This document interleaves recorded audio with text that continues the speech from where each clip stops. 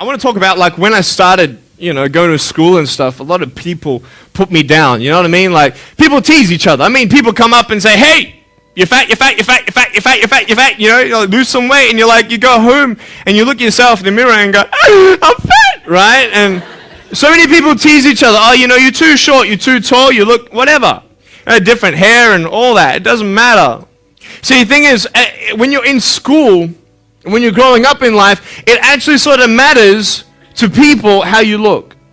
And then it matters to you because it matters to others. Why?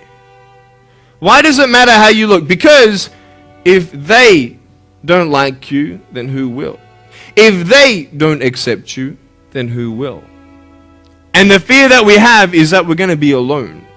That we're not good enough. And we have to change ourselves. And so many people put me down and say, "Nick, you look too weird and no one's really your friend and you can't do this and you can't do that." And I couldn't change anything. It's not like just fixing my hair one day and everything's fine. It's not like, just whatever. I couldn't change my circumstance. I couldn't just one day wake up and say, "Hey, give me arms and legs. I need arms and legs." You know what I mean? Like, I went to a bodybuilder, and said, "Can you make me some arms and legs?" No joking. Bodybuilder, you get it? Right? So here's the thing. I go up to people, "Can you give me a hand?" Just joking. But it was so hard because people put me down. And I started believing that I was not good enough. I started believing that I was a failure. That I'd never ever be somebody who people would like or people would accept. And it was so hard, man. I thought to myself, I can't go on the soccer field like everybody else, and I can't ride my bike, and I can't skateboard, and all these sort of things. And I started getting depressed. I thought, what kind of purpose do I have to live? I mean, are you just here to live to die? I mean, is there not a purpose for me? Is there not a purpose in life? And I had questions and no answers. And I asked my mum and dad, "Why did this happen?" I asked doctors, "Why did this happen?" And they don't know.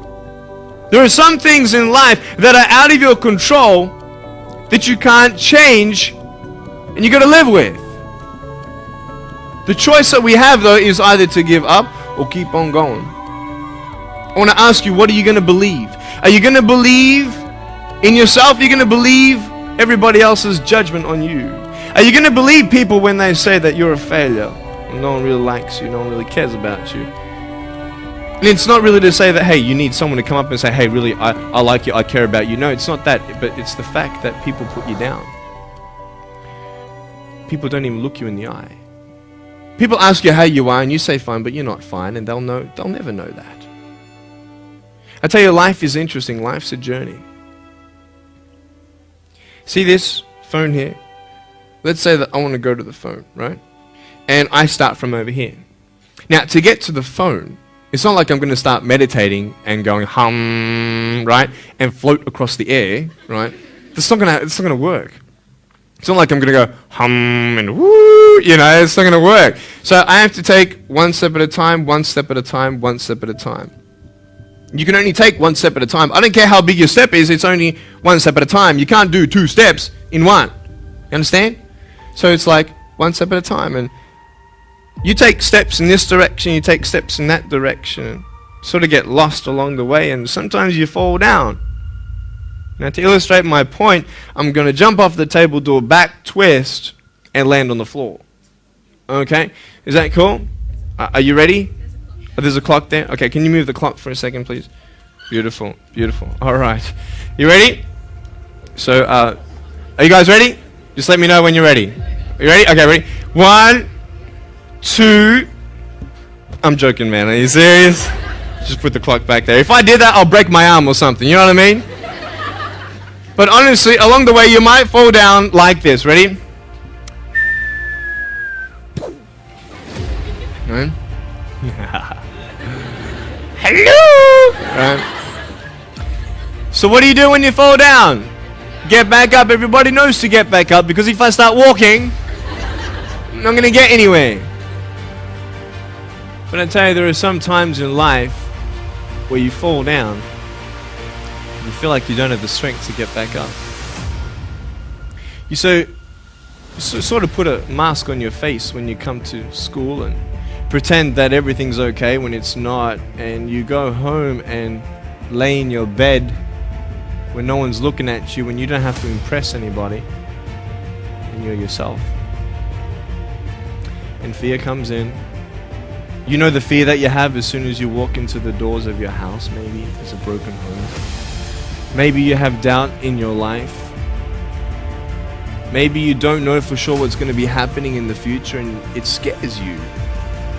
Maybe you're worried about what people think of you, what people say about you.